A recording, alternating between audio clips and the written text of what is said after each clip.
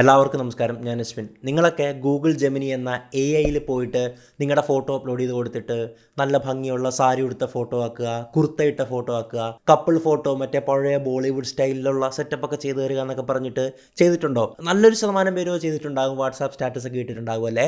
അപ്പോൾ എന്ന് പറഞ്ഞാൽ ഇതുപോലത്തെ ജെമിനി ആകാം, ChatGPT ആകാം, അങ്ങനെ അല്ലെങ്കിൽ വീഡിയോ എഡിറ്റിങ്ങിന് വേണ്ടിയിട്ടുള്ള AI ഉണ്ട്, വോയിസ് ക്ലോൺ ചെയ്യുന്ന AI ഉണ്ട്. അങ്ങനെ നമ്മൾ ടെക്നിക്കലി ചെയ്യുന്ന പല കാര്യങ്ങൾക്ക് വേണ്ടിയിട്ട് ഇന്ന് ആയിരക്കണക്കിന് അല്ലെങ്കിൽ പതിനായിരക്കണക്കിന് ഇതിനോടകം തന്നെ ലോഞ്ചായി കഴിഞ്ഞിരിക്കുന്നു അല്ലേ. നമ്മൾ സാധാരണയായിട്ട് ഉപയോഗിക്കുന്ന AI ആണ് ChatGPT, ജെമിനി, പെർപ്ലക്സിറ്റി അല്ലെങ്കിൽ നമ്മുടെ ക്ലൗഡ് AI തുടങ്ങിയ സാധനങ്ങളൊക്കെ അല്ലേ. വളരെ അഡ്വാൻസ്ഡ് ആയിട്ടുള്ള ഒരുപാട് AI മറ്റ് പല രീതിയിലുണ്ട്. നമുക്ക് വീഡിയോ അവതാർ ഉണ്ടാക്കാൻ പറ്റും. അതായത് ഞാനിപ്പോൾ ക്യാമറ ഡയറക്റ്റ് സംസാരിക്കുന്നതല്ലേ, പക്ഷേ എനിക്ക് എൻ്റെ ശബ്ദത്തിൽ എൻ്റെ രൂപത്തിൽ കയ്യും ആക്ഷനൊക്കെ ഇങ്ങനെയൊക്കെ കാണിച്ചുകൊണ്ടുള്ള വീഡിയോസൊക്കെ ജനറേറ്റ് ചെയ്യാൻ പറ്റുന്ന ഹെയ്ജൻ AI ഒക്കെ ഉണ്ട്. വോയിസ് ക്ലോൺ ചെയ്യാനായിട്ട് 11 ലാബ്സ് ഉണ്ട്. ഇനി കോഡിങ് ചെയ്യുന്ന പ്രോഗ്രാമിംഗ് ചെയ്യുന്നവർക്ക് വേണ്ടിയിട്ട് അതിൻ്റെ അഡ്വാൻസ്ഡ് AI ഉണ്ട്. വീഡിയോ എഡിറ്റിങ്ങിന് വേണ്ടിയിട്ടുണ്ട്, ഫോട്ടോ എഡിറ്റിങ്ങിന് വേണ്ടിയിട്ടുണ്ട്, കളർ ഗ്രേഡിങ്ങിന് വേണ്ടിയിട്ടുണ്ട്.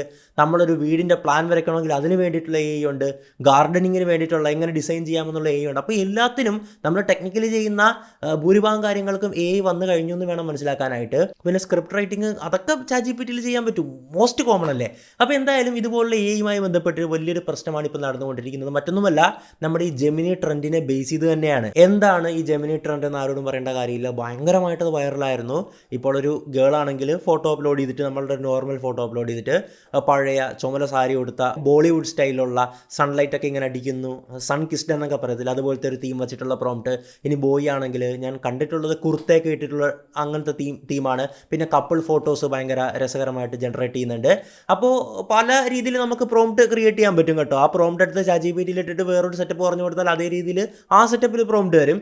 അപ്പോൾ എന്തായാലും ഇങ്ങനെയൊക്കെ നമ്മളൊക്കെ ആ ഒരു സാധനം വാട്സാപ്പിലും ഇൻസ്റ്റാഗ്രാമിലൊക്കെ അപ്ലോഡ് ചെയ്ത് ഭയങ്കരമായിട്ട് സന്തോഷിച്ചിട്ടുണ്ടായിരുന്നല്ലേ. അങ്ങനെ ഇന്ത്യയിലുള്ള ഒരു പെണ്ണും ചെയ്യുകയാണ്. ആ പെണ്ണ് തൻ്റെ നോർമലായിട്ടുള്ള ഫോട്ടോ ഇട്ടിട്ട് ഇതുപോലുള്ള തന്നെ ഒരു സെറ്റപ്പിൽ കറുത്ത സാരി കൊടുത്തിട്ടുള്ള ഒരു സെറ്റപ്പിൽ പഴയ ബോളിവുഡ് സെറ്റപ്പിലാക്കി തരാനായിട്ട് പറയുകയാണ്. നല്ല റിസൾട്ടും കിട്ടി കേട്ടോ. ആ പെൺകുട്ടി വാട്സാപ്പിലും ഇൻസ്റ്റാഗ്രാമിലൊക്കെ ആ ഫോട്ടോ പങ്കുവെക്കുകയാണ്. പക്ഷെ പങ്കുവെച്ച് കുറച്ച് കഴിഞ്ഞ് ഒരുപാട് അപ്രീസിയേഷനൊക്കെ കിട്ടി. കാര്യങ്ങൾ എത്ര എളുപ്പമാക്കി മാറ്റിയിരിക്കുന്നു നോക്കുക. നമുക്ക് അതുപോലുള്ളൊരു ഫോട്ടോ വേണമെങ്കിൽ എന്തോരം കാര്യങ്ങൾ അവിടെ വർക്കൗട്ട് ചെയ്യണമല്ലേ. നമ്മുടെ മേക്കപ്പ്, നമ്മുടെ ഡ്രസ്സ്, നമ്മളെ നല്ലപോലെ മേക്ക് ഓവർ ചെയ്യണം, അതുപോലത്തെ സ്റ്റുഡിയോ, അതുപോലത്തെ ലൈറ്റിംഗ് സെറ്റ് ചെയ്യണം, നല്ല ഫോട്ടോഗ്രാഫർ, നല്ല ക്യാമറ, എഡിറ്റിംഗ്, ഇതെല്ലാം വേണമായിരുന്നു. പക്ഷേ ഇതൊന്നും വേണ്ട. നമ്മൾ നോർമൽ ഫോട്ടോ അപ്ലോഡ് ചെയ്തിട്ട് ഇങ്ങനെ പറഞ്ഞാൽ മതി, no effort, no editing, no photography, നമുക്ക് ഒറ്റ ക്ലിക്കിൽ ഫോട്ടോ കിട്ടുന്നു. ആ പെൺകുട്ടി ഇതുപോലെ പങ്കുവെച്ച് നല്ല അപ്രീസിയേഷൻ, നല്ല സന്തോഷവതിയായിട്ടിരിക്കുകയാണ്. പക്ഷേ പിന്നീടാണ് ഒരു കാര്യം ശ്രദ്ധിച്ചത്. അതായത് AIക്ക് കൊടുത്ത ഫോട്ടോ, ജെമിനിക്ക് കൊടുത്ത ഫോട്ടോ എന്ന് പറഞ്ഞാൽ മുഖം മാത്രം കാണുന്ന, കൈയൊക്കെ മറച്ചിട്ടുള്ള, ഇപ്പോൾ ഇത് കണ്ടോ, കൈ ഇങ്ങനെ മറച്ചിരിക്കുകയല്ലേ ഈ ഭാഗം, അപ്പോൾ ഇവിടെ കാണാം, ഓക്കെ, മുഖം കാണാം അല്ലേ.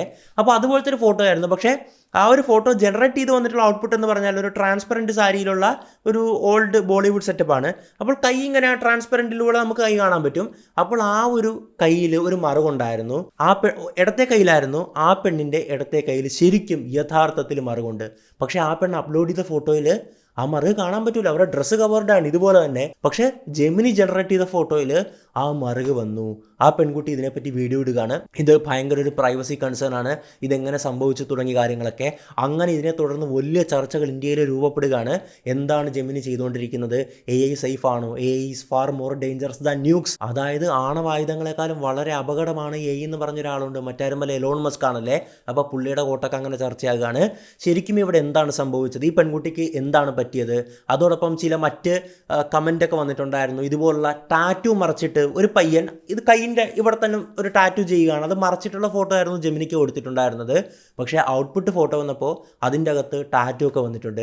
അങ്ങനെ ഇതുമായി ബന്ധപ്പെട്ട് പല കാര്യങ്ങളാണ് ഇപ്പോൾ നടന്നുകൊണ്ടിരിക്കുന്നത്. അപ്പോൾ ഇന്ന് നമ്മൾ അതുകൊണ്ട് തന്നെയാണ് നമ്മുടെ ഈ ChatGPTയോടൊക്കെ എല്ലാ പേഴ്സണൽ കാര്യങ്ങളും, നമ്മളുടെ രോഗവിവരങ്ങളും അതും ഇതൊക്കെ നിങ്ങൾ ഷെയർ ചെയ്യുകയാണ്. നിങ്ങളുടെ ലവറിനെ പറ്റിയിട്ടുള്ള, നിങ്ങളുടെ ഗേൾ ഫ്രണ്ട്, ബോയ് ഫ്രണ്ട്, അവരുമായിട്ട് ചെയ്ത പല കാര്യങ്ങൾ, ചിലപ്പോൾ ഇമോഷണൽ കണക്ഷൻ, ഫിസിക്കൽ കണക്ഷൻ എല്ലാം നിങ്ങൾ ഷെയർ ചെയ്തിട്ടുണ്ടാകാം അല്ലേ.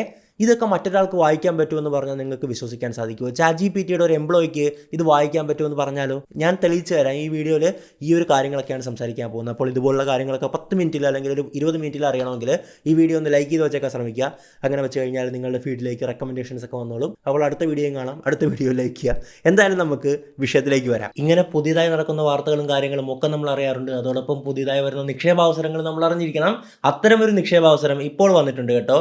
HDFC ലൈഫിൻ്റെ NFO top 500 multi factor 50 fund എന്ന NFO ഇപ്പോൾ ലോഞ്ച് ആയിട്ടുണ്ട്. ഇവിടെ നമുക്ക് ക്യാപിറ്റൽ ഗ്യാരണ്ടീഡ് ആയിട്ട്, അതായത് മെച്യൂരിറ്റിയിൽ നിങ്ങൾ ഇൻവെസ്റ്റ് ചെയ്ത ₹1 പോലും നഷ്ടപ്പെടാതെ നിക്ഷേപിക്കാൻ സാധിക്കും.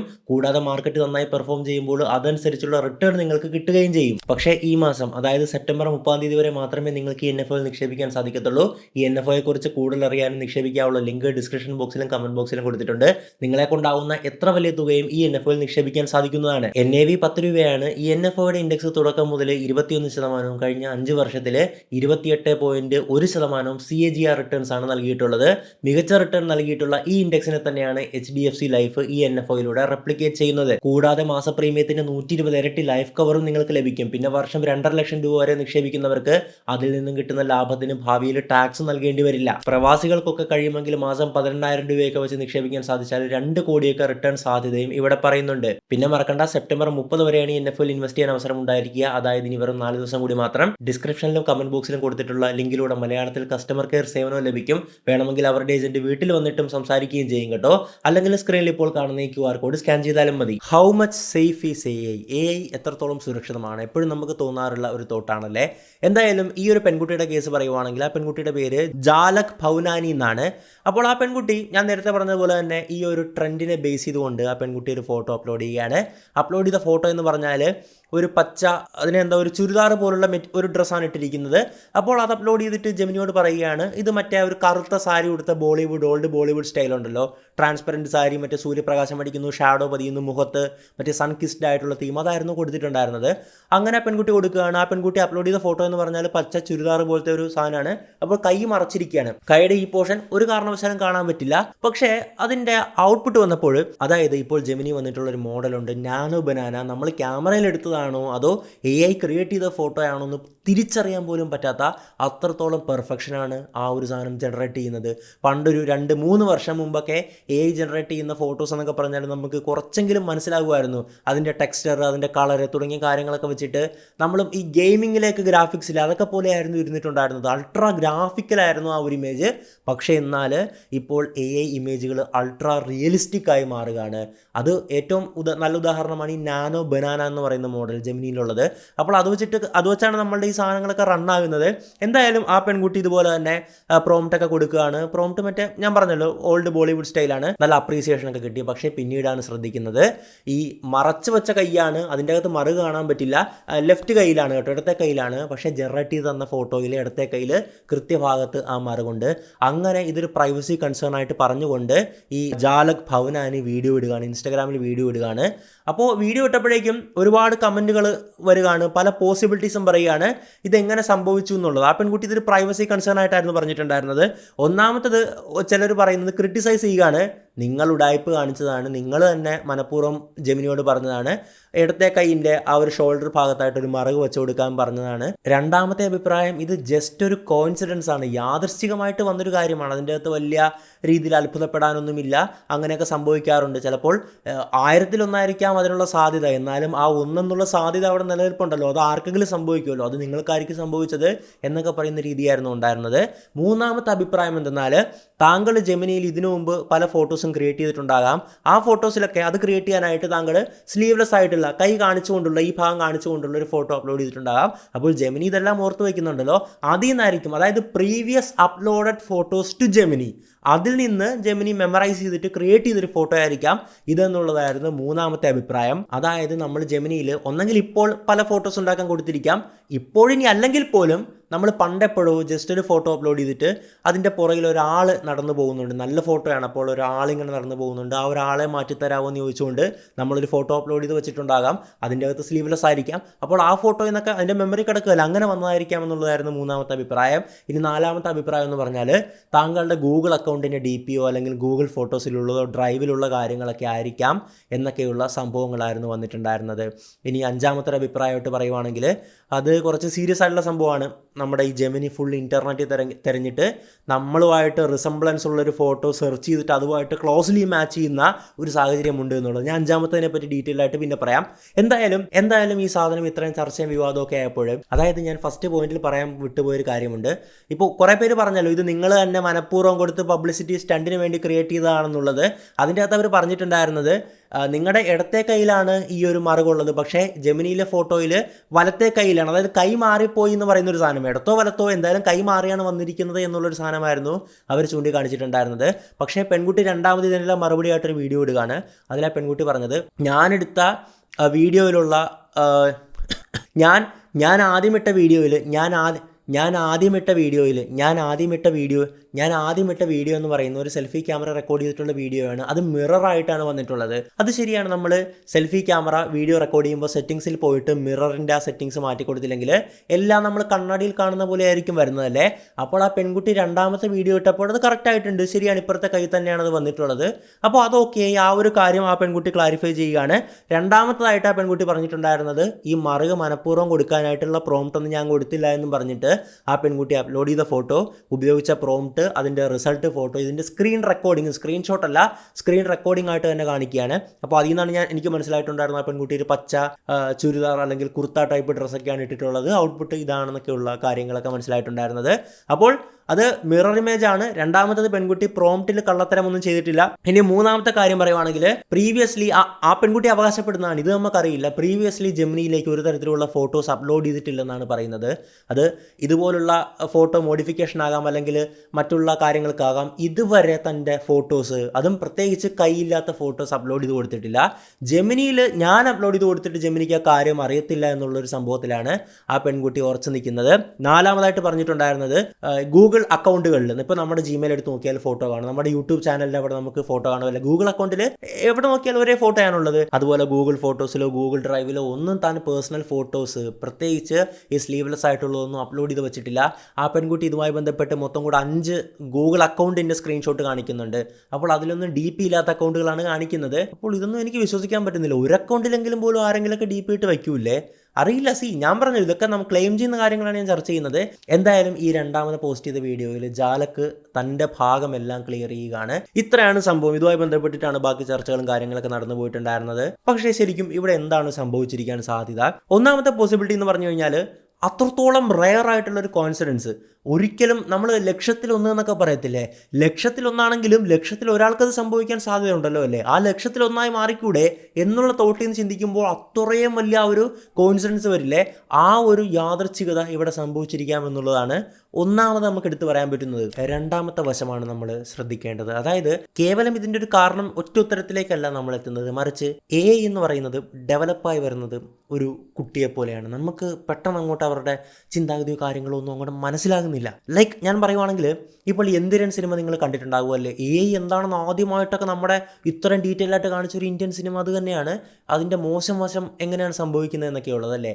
അപ്പോൾ AI എങ്ങനെയാണ് ഡെവലപ്പ് ചെയ്യുന്നത് സത്യം പറഞ്ഞാൽ അതിൻ്റെ ഡെവലപ്പേഴ്സിന് പോലും അറിയില്ല എന്നുള്ളതാണ് വസ്തുത. അത് AIക്ക് ഒരു പ്രത്യേകത ഉണ്ട്. എന്താണെന്നറിയാവോ? നമ്മളൊരു AI ഉണ്ടാക്കി കഴിഞ്ഞാൽ ആ AI വെച്ച് മറ്റ് അഡ്വാൻസ്ഡ് ആയിട്ടുള്ള AI ഉണ്ടാക്കാൻ പറ്റും. അതുകൊണ്ട് തന്നെ ഗ്രോത്ത് ഇങ്ങനെയല്ല പോകുന്നത്, മറിച്ച് എക്സ്പോണൻഷ്യൽ ഗ്രോത്ത് ആണ് സംഭവിക്കുന്നത്. ഉദാഹരണം പറയുവാണെങ്കിൽ, നമുക്കൊരു സോഫ്റ്റ്വെയറോ ഒരു പ്രോഗ്രാമോ എന്തെങ്കിലും ഉണ്ടാക്കണമെങ്കിൽ കോഡിംഗ് ആവശ്യമാണല്ലേ. പക്ഷേ ഇന്ന് കോഡിംഗ് ചെയ്യാനായിട്ട് അത്രത്തോളം പ്രൊഫഷണലി കോഡ് ചെയ്യുന്ന അല്ലെങ്കിൽ കോഡിങ്ങിന് സഹായിക്കുന്ന ഈ AI അവൈലബിൾ ആണ്. അപ്പോൾ ആ AI വെച്ചിട്ട് നമ്മൾ അടുത്ത AI സിമ്പിളായിട്ട് ഉണ്ടാക്കാൻ പറ്റും. അത് വെച്ചിട്ട് വീണ്ടും അപ്പോൾ എക്സ്പോണൻഷ്യൽ ഗ്രോത്ത് സംഭവിക്കുക എന്ന് പറയുമ്പോൾ പലപ്പോഴും പറയാറുണ്ട്, AIയുടെ വളർച്ച എങ്ങനെയാണെന്ന് അതിൻ്റെ ഡെവലപ്പേഴ്സിന് പോലും മനസ്സിലാകാത്ത പല അവസരങ്ങളുണ്ട്. ഇപ്പോൾ AIയുടെ ഗോഡ് ഫാദർ എന്നൊക്കെ വിളിക്കുന്ന ഒരു പുള്ളിയുണ്ട്. പുള്ളി പറഞ്ഞാൽ, ഞാൻ തുടക്കത്തിൽ AIയൊക്കെ ഭയങ്കരമായിട്ട് പ്രൊമോട്ട് ചെയ്തുകൊണ്ടിരുന്ന ഒരാളാണ്, പക്ഷേ AIയുടെ വളർച്ച ഇപ്പോൾ എനിക്ക് കാണുമ്പോൾ ഭയമാണ്, എനിക്ക് മനസ്സിലാകുന്നില്ല എന്താ സംഭവിക്കുന്നതെന്ന്. പലപ്പോഴും AI സ്വന്തമായിട്ട് തീരുമാനങ്ങളെടുത്ത് അടുത്ത ഒരു AI അല്ലെങ്കിൽ അതിൻ്റെ തന്നെ ഒരു സബ് മൊഡ്യൂളിനെ ക്രിയേറ്റ് ചെയ്യുന്ന പല അവസരങ്ങൾ ഞാൻ കണ്ടിട്ടുണ്ട്. ഇതൊക്കെ വളരെ ഗുരുതരമായിട്ട് കാണേണ്ട ഒന്നാണെന്നാണ് അദ്ദേഹത്തെ പോലുള്ളവർ പറയുന്നത്. ഇനി മറ്റൊരു വിഭാഗം പറയുന്നത് എന്താണ്, ഇതെല്ലാം നമ്മുടെ കയ്യിലൊതുങ്ങുന്ന കാര്യമാണ്, യാതൊന്നും പേടിക്കാനില്ല. ഇപ്പോൾ ChatGPTയുടെ സാം ആൾട്ട്മാൻ അടക്കം പറയുന്നത് ഇതൊക്കെ നമുക്ക് നിയന്ത്രിക്കാവുന്ന കാര്യങ്ങളേ ഉള്ളൂ, വളരെ നിയന്ത്രിതമായിട്ടാണ് നമ്മൾ മുമ്പോട്ട് കൊണ്ടുപോകുന്നത്, ഇതൊക്കെ നമ്മുടെ കയ്യിലൊതുങ്ങുന്ന കാര്യമേ ഉള്ളൂ എന്നുള്ളതാണ്.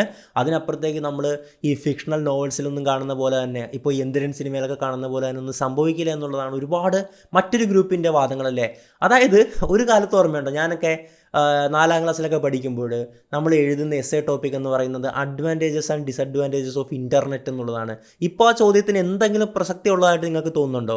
അന്നൊക്കെ ഒരുപാട് ചർച്ച നടക്കുമായിരുന്നല്ലേ സോഷ്യൽ മീഡിയയുടെ അഡ്വാൻറ്റേജും ഡിസഡ്വാൻറ്റേജും എന്നൊക്കെ പറഞ്ഞു. പക്ഷേ ഇപ്പോൾ പ്രസക്തിയില്ല. കാരണം നമ്മൾ അതിൻ്റെ അകത്താണ് ജീവിക്കുന്നത്, അല്ലെങ്കിൽ അതിന് നമുക്ക് ചുറ്റുമാണ് ജീവിക്കുന്നത്.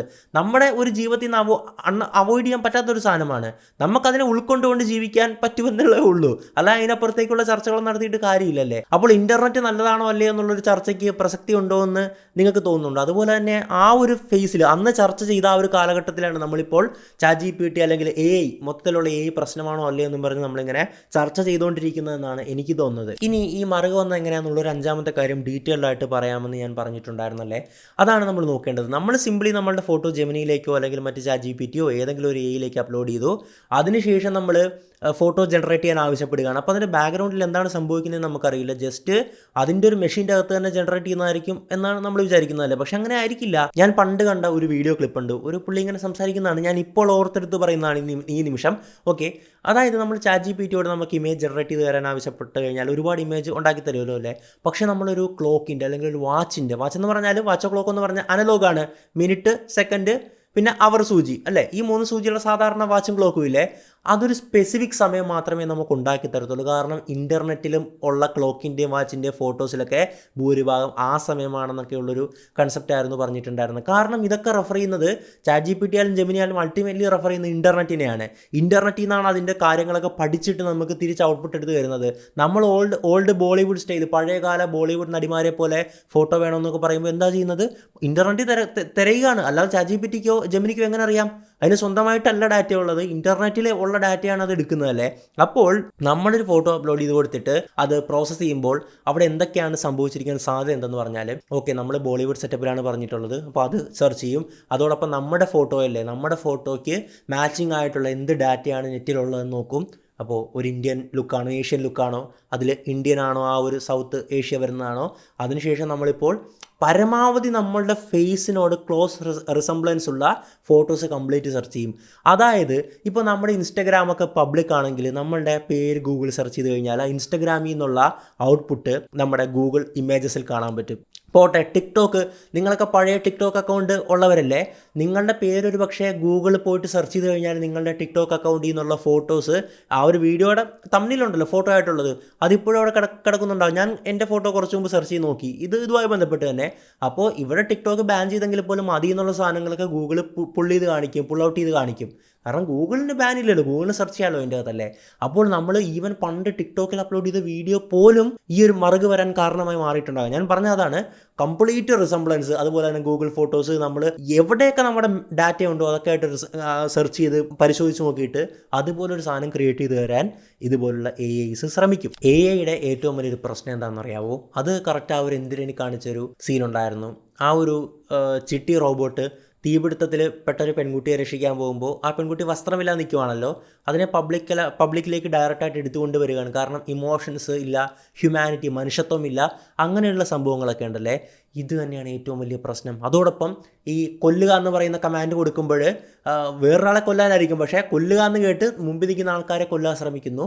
അപ്പോൾ AI എങ്ങനെയാണ് അനുസരിക്കുന്നത്? നമ്മൾ കൊടുക്കുന്ന കമാൻഡിൻ്റെ പുറത്താണല്ലേ. നമ്മൾ എന്ത് പറഞ്ഞാലും അത് ചെയ്യും. ഇപ്പോൾ നിങ്ങൾ ChatGPT ജെമിനിയൊക്കെ ആണെങ്കിൽ നിങ്ങൾക്ക് എന്തും ചെയ്യാൻ ശ്രമിച്ചു കഴിഞ്ഞാൽ ഇപ്പോൾ പല ഉടായ്പകളൊക്കെ ടൈപ്പ് ചെയ്ത് നോക്കുന്നവരൊക്കെ ഉണ്ട്.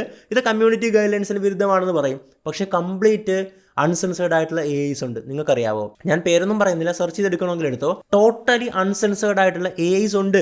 അത് ദുരുപയോഗം ചെയ്യുന്നവർ ധാരാളമാണ്. ഇപ്പോൾ ഒരുപാട് കേസുകൾ ഉണ്ടായിട്ടുണ്ട്. ഈ ഫോട്ടോസ് സാധാരണ ഇപ്പോൾ സെലിബ്രിറ്റീസിൻ്റെ ഫോട്ടോസൊക്കെ ഡീപ്പ് ഫേക്ക് ചെയ്ത് കംപ്ലീറ്റ് ന്യൂഡാക്കിയിട്ട് മാറ്റുകയാണ്. അത്രത്തോളം ഒറിജിനാലിറ്റി ചെയ്ത് അങ്ങനെ ആക്കി വിടുകയാണ്. അപ്പോൾ അവർ പിന്നെ പ്രശ്നമായിട്ട് സൈബർ പോലീസിലൊക്കെ പരാതി കൊടുത്തു കഴിഞ്ഞാണത് വിഷയമാക്കുന്നത്. അത്രത്തോളം ബുദ്ധിമുട്ടുകൾ പലരും ഫേസ് ചെയ്യുന്നുണ്ട് ഈ AI ദുരുപയോഗം ചെയ്യുന്നത് കാരണം. അപ്പോൾ ഈവൻ ChatGPT ജെമിനി പോലുള്ള റെപ്യൂട്ടഡ് AIs ഒരു പരിധി വരെ ഇതെല്ലാം റെസ്ട്രിക്റ്റ് ചെയ്ത് നിയന്ത്രിച്ച് നിർത്തുമെങ്കിലും നമുക്ക് മറ്റ് അൺസെൻസേർഡ് ആയിട്ടുള്ള AI ഉപയോഗിച്ച് ജസ്റ്റ് കമാൻഡ് നമ്മൾ ഒരു ഓർഡർ കൊടുത്താൽ മതി, നമ്മൾ പറയുന്ന പോലെ കാര്യങ്ങൾ ചെയ്തു തരുമെന്ന് പറഞ്ഞാൽ, അല്ലെങ്കിൽ നമ്മൾ ചോദിക്കുന്ന ഉദാഹരണം, നിങ്ങൾ ChatGPT-യോട് ഒരാളെ എങ്ങനെ ഏറ്റവും ക്രൂരമായിട്ട് കൊല്ലാമെന്ന് ചോദിച്ചു കഴിഞ്ഞാൽ ഒരിക്കലും പറഞ്ഞു തരില്ല, ഇതൊന്നും പറയാൻ പറ്റില്ല എന്ന് പറയും. ജെമിനിയോടൊക്കെ അങ്ങനെ തന്നെ. പക്ഷേ നിങ്ങളൊരു അൺസെൻസേർഡ് ആയി പോയിട്ട് ഈ കാര്യങ്ങൾ ചോദിച്ചു കഴിഞ്ഞാൽ ചിലപ്പോൾ വളരെ ഡീറ്റെയിൽ ആയിട്ട് പറഞ്ഞു തരും. എന്നിട്ട് എങ്ങനെ തെളിവ് നശിപ്പിക്കാമെന്നൊക്കെ പറഞ്ഞു തരുന്ന ആ ഒരു പ്രശ്നങ്ങളാണ് ഇവിടെ ഉള്ളത്.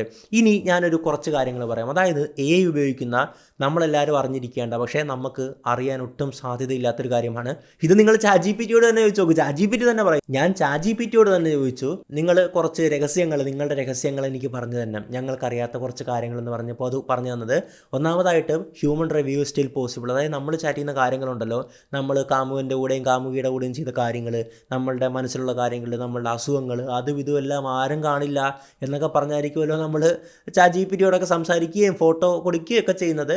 ഇത് മറ്റൊരാൾക്ക് കാണാൻ സാധിക്കുമെന്ന് ChatGPT തന്നെ പറയുന്നുണ്ട്. നമ്മളുടെ പേര്, നമ്മളുടെ യൂസർ ID ഒന്നും കാണാൻ പറ്റില്ല, പക്ഷേ അനോണിമസ് ആയിട്ട് അവർക്ക് ഒബ്സർവ് ചെയ്യാൻ പറ്റുമെന്നുള്ള കാര്യം ChatGPT തന്നെയാണ് പറയുന്നത്. രണ്ടാമത്തത് ലോ എൻഫോഴ്സ്മെൻറ്റ്സ് ആൻഡ് ലീഗൽ റിക്വസ്റ്റ് ആണ്. അതായത് നമ്മുടെ ഒരു അതോറിറ്റി, ഇപ്പോൾ നമ്മുടെ ഗവൺമെൻറ് ChatGPT-യോട് റിക്വസ്റ്റ് ചെയ്യുകയാണ്, ഇന്ന വ്യക്തി ഇന്നൊരു കേസിൽ പെട്ടിരിക്കുന്ന ഒരാളാണ്, അതുകൊണ്ട് പുള്ളിയുടെ കംപ്ലീറ്റ് ചാറ്റ് ഹിസ്റ്ററി ഞങ്ങൾക്ക് തന്നോന്ന് പറഞ്ഞ് ഒരു ഒഫീഷ്യൽ നമ്മളുടെ ഗവൺമെൻറ് തലത്തിൽ ഒരു റിക്വസ്റ്റ് പോയി കഴിഞ്ഞ് കഴിഞ്ഞാൽ ChatGPT നമ്മുടെ കംപ്ലീറ്റ് കാര്യങ്ങൾ അത് ചോദിച്ച ബോഡിയോട്, ഇപ്പോൾ ഏജൻസികൾക്ക് ചോദിക്കാം, CBI പോലുള്ള ഏജൻസികൾ, അല്ലെങ്കിൽ പോലീസ്, ആരും ആയിക്കോട്ടെ, ഒരു അതോറിറ്റി, മനസ്സിലായല്ലോ അല്ലേ, ആ അതോറിറ്റിക്ക് നമ്മുടെ ഡീറ്റെയിൽസ് കംപ്ലീറ്റ് കൈമാറുമെന്നുള്ളതാണ്. അത് വലിയൊരു പ്രശ്നം തന്നെയല്ലേ. നമ്മൾ ചാറ്റ് ചെയ്ത എല്ലാ സാധനങ്ങളും ഇനി മൂന്നാമത് ഇതിൻ്റെ കൂടെ വരുന്നതാണ്. നമ്മൾ പലതും ചാറ്റ് ചെയ്തിട്ട് ഡിലീറ്റ് ചെയ്ത് കളയുമല്ലോ, ChatGPT-യിലും കിടക്കണ്ട, ഡിലീറ്റ് ചെയ്ത് പോട്ടെ എന്നും പറഞ്ഞിട്ടല്ലേ.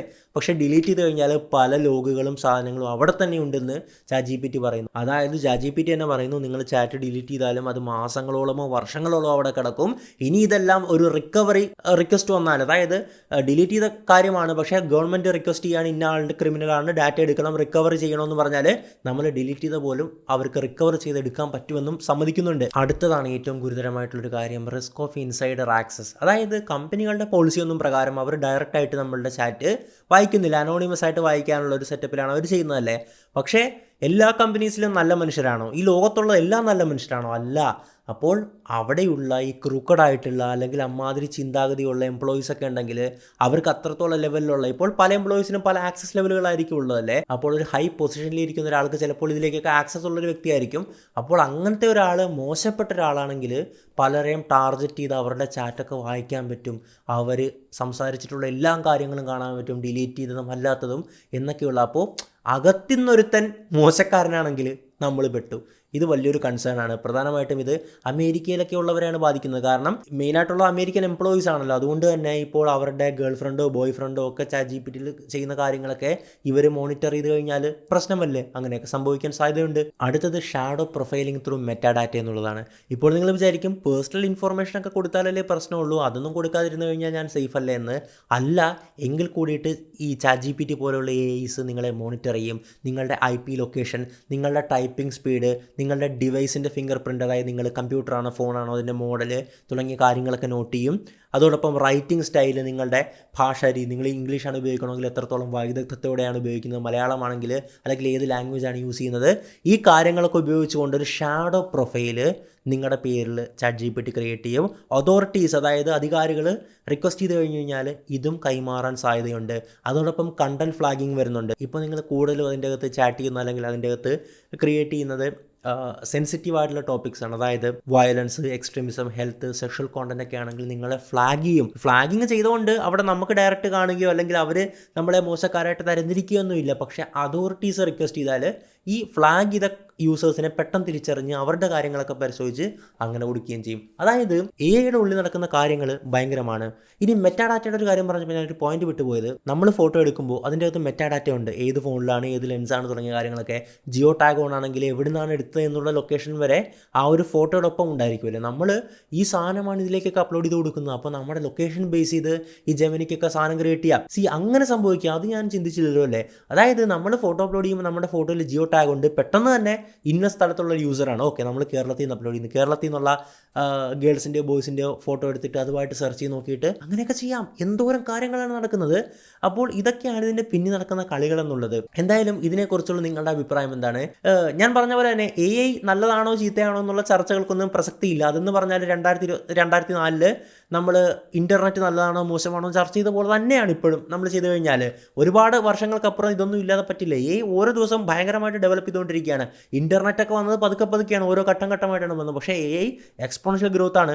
2-3 വർഷമായിട്ടുള്ള നമ്മൾ ഇത്ര ട്രെൻഡിങ് ആയിട്ട് AI ഉപയോഗിച്ച് തുടങ്ങിയിട്ടല്ല. പക്ഷേ അത് അത്രത്തോളം നമ്മളെ ഇൻഫ്ലുവൻസ് ചെയ്തു, നമ്മുടെ ജീവിതത്തിൻ്റെ ഭാഗമായിട്ട് മാറി. എല്ലാം ഉണ്ടെങ്കിൽ നമ്മൾ ChatGPT ചോദിക്കുന്നു, എങ്ങനെ വൃത്തിയായി കുളിക്കാമെന്ന് വരെ ChatGPT ചോദിക്കുന്ന ഒരു അവസ്ഥയിലാണ് കാര്യങ്ങൾ പോയിക്കൊണ്ടിരിക്കുന്നത് എന്നുള്ള കാര്യത്തിൽ തർക്കമില്ല. ഞാനൊക്കെ ദിവസം എന്തോരം ChatGPT ഉപയോഗിക്കുമെന്നോ, അത് ഇത് സ്ക്രിപ്റ്റോ, നമ്മൾ യൂട്യൂബിൻ്റെ കാര്യങ്ങൾ തംബ്നെയിൽ ഉണ്ടാക്കുന്ന ChatGPT, നമ്മളിപ്പോൾ സ്ക്രിപ്റ്റ് ഉണ്ടാക്കണമെങ്കിൽ ChatGPT ഉപയോഗിക്കാം, എന്തുണ്ടാക്കണമെങ്കിൽ നമുക്ക് ChatGPT വെച്ചിട്ട് ഇപ്പോൾ പറ്റുന്നു. ഞാൻ മെയിനായിട്ട് ChatGPT തന്നെയാണ് കേട്ടോ യൂസ് ചെയ്യുന്നത്. പിന്നെ വേറൊന്നും എനിക്കങ്ങനെ ആവശ്യം വരാറില്ല. ഞാനതുപോലെ തന്നെ AI വീഡിയോസ് ചെയ്യാറില്ല. AI വീഡിയോസ് ചെയ്യുവാണെങ്കിൽ, അതായത് എൻ്റെ അവതാർ വെച്ചിട്ട് ഞാൻ തന്നെ ഇങ്ങനെ വന്നിട്ട് സംസാരിക്കുന്ന വീഡിയോസ് ആണെങ്കിൽ വീഡിയോസിന് വേണ്ടി ഹെയ്ജൻ AI ഉണ്ട്, അതുപോലെ ഓഡിയോയ്ക്ക് വേണ്ടി 11 ലാബ്സും ഒക്കെയാണ് ഉപയോഗിക്കുന്നത്. അപ്പോൾ എന്തായാലും ഈ മാറുന്ന കാലഘട്ടത്തിൽ നിങ്ങൾ AI ഉപയോഗിച്ച് തുടങ്ങണമെന്ന് എനിക്ക് പറയാനുള്ളൂ. കാരണം AI അറിയാത്തവരാണ് ഔട്ട്ഡേറ്റഡ് ആയി പോകുന്നത്. AI അല്ല നിങ്ങളുടെ ജോലി കളയാൻ പോകുന്നത്, മറിച്ച് AI ഉപയോഗിക്കാൻ അറിയാവുന്ന ആൾക്കാർ നിങ്ങൾ അഡ്വാൻസ് ചെയ്ത് പോകും. നമ്മൾ ജസ്റ്റ് ഒരു കാഷ്വൽ ടോക്കാണല്ലോ നമ്മുടെ വീഡിയോസ് എന്നുള്ളത്. നിങ്ങളുടെ അഭിപ്രായങ്ങൾ കമൻറ്റ് ചെയ്യുക. നിങ്ങൾ ഏതൊക്കെ AI ആണ് ഉപയോഗിക്കുന്നത് എന്നൊന്ന് പറയാമോ, നമുക്ക് ചാറ്റിൽ നോക്കാമല്ലോ. എന്തായാലും അപ്പോൾ കമൻറ്റ് ചെയ്യുക കേട്ടോ. കമൻറ്റ് ബോക്സ് എന്നുള്ള നല്ലൊരു ചർച്ചാ വേദിയാണ്. അപ്പോൾ നിങ്ങളുടെ അഭിപ്രായങ്ങളൊക്കെയാണ് അവിടെ നമുക്ക് പ്രധാനമായിട്ടും കാണേണ്ടത്. പിന്നെ ഞാൻ വീഡിയോയുടെ തുടക്കത്തിൽ പറഞ്ഞ നിക്ഷേപാവസരത്തെക്കുറിച്ച് ഒന്നുകൂടി ഓർമ്മിപ്പിക്കുകയാണ്. സെപ്റ്റംബർ 30 വരെയാണ് നിങ്ങൾക്ക് ആ NFOയിൽ ഇൻവെസ്റ്റ് ചെയ്യാൻ അവസരം ഉണ്ടായിരിക്കുക. അതായത് ഇനി വെറും 4 ദിവസം കൂടി മാത്രം. സമയം വളരെ കുറവാണ്. ലിങ്ക് ഞാൻ കമൻറ്റ് ബോക്സിലും ഡിസ്ക്രിപ്ഷൻ ബോക്സിലും കൊടുത്തിട്ടുണ്ട്. അതിൽ പോയി കാര്യങ്ങൾ വായിച്ച് മനസ്സിലാക്കിയിട്ട് ഇൻവെസ്റ്റ് ചെയ്യാൻ സാധിക്കുന്നതാണ്. അല്ലെങ്കിൽ സ്ക്രീനിൽ ഇപ്പോൾ കാണുന്ന ഈ QR കോഡ് സ്കാൻ ചെയ്താലും മതി. എന്തായാലും മറ്റൊരു വീഡിയോയിൽ മറ്റൊരു വിഷയമായിട്ട് നമുക്ക് വീണ്ടും കാണാം. Inspiration Madappally signing out.